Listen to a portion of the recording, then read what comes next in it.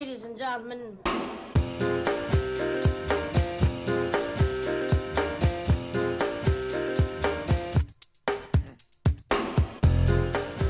Bonjour Patrice.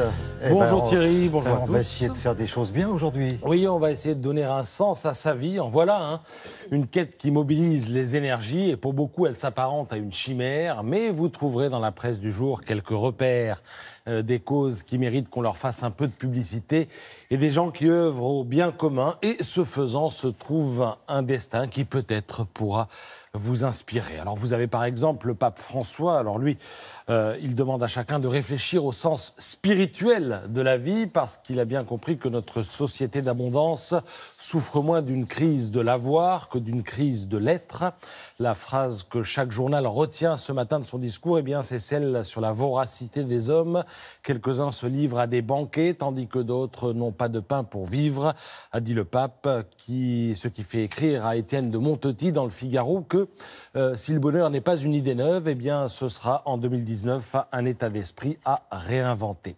Donner un sens à sa vie, eh bien, chacun peut le faire à sa manière, à son niveau. Ainsi, ce retraité de la SNCF, on a beaucoup parlé dans le contexte de la crise des Gilets jaunes, du désenclavement. Et bien, sur le sujet, lui, il agit, il se bat en faveur de la desserte locale et le passage du train de nuit dans son village, Acier, dans le département du Lot.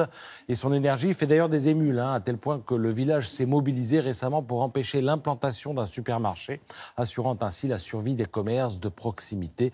Vous lirez son histoire dans Libération sous la plume de Sylvain Mouillard. Parfois, donner un sens à sa vie, c'est la risquer. Eh bien, je vous présente le docteur Erdogan. Son visage rayonne, elle est belle comme un cauchemar de pouvoir islamisant. Ce médecin turc vient en aide aux victimes de combats entre l'armée de son pays et le PKK, le parti des rebelles kurdes. Et pour ça, eh bien, elle risque aujourd'hui 12 ans de prison. Son histoire vous est racontée par Delphine Minoui dans le Figaro. Du sens encore et toujours à la une de l'Humanité qui se félicite que plusieurs communes du département de l'Allier accueillent quelques 550 migrants et que cette hospitalité revivifie la ruralité.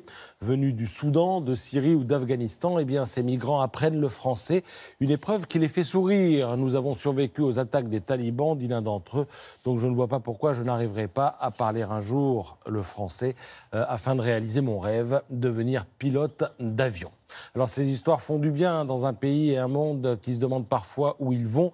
C'est sans doute comme cela qu'il faut interpréter la pétition signée par 1 700 000 personnes qui demandent à l'État de respecter ses engagements climatiques. Initiative à laquelle répond ce matin dans le Parisien le ministre de l'Environnement, François de Rugy.